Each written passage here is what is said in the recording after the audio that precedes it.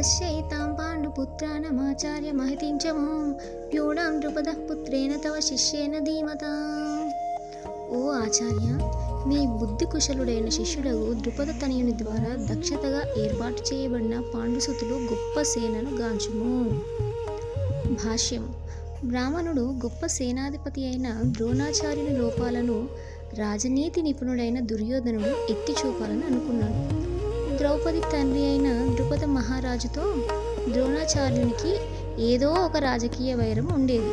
ఆ వైరం కారణంగా ద్రుపదుడు ఒక గొప్ప యజ్ఞాన్ని చేసి ద్రోణాచార్యుని సంహరింపగలిగే ఒక పుత్రుని వరంగా పొందాడు. ద్రోణాచార్యునికి ఇది బాగా తెలిసినప్పటికీ ద్రుపద తనయుడైన దృష్టద్యుమ్నుడు యుద్ధ విద్యను నేర్చుకోవడానికి తన వద్ద చేరినప్పుడు విశాల హృదయం కలిగిన బ్రాహ్మణుడిగా తన యుద్ధ రహస్యాలను అతనికి తెలియజేయడంతో సంకోచింపలేదు.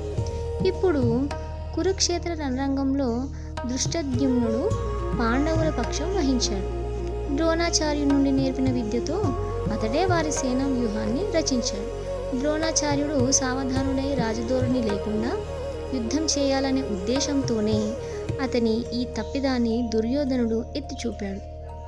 అదేవిధంగా తన ప్రియతమ శిష్యులైన పాండవుల పట్ల యుద్ధంలో ద్రోణాచార్యుడు సౌమ్యంగా వర్తించకూడదని కూడా దీని ద్వారా అతడు చెప్పగోరాడు.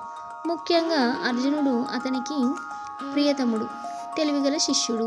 యుద్ధంలో అటువంటి సౌమ్య స్వభావము అపజయానికి దారితీస్తుందని కూడా దుర్యోధనుడు హెచ్చరించాడు.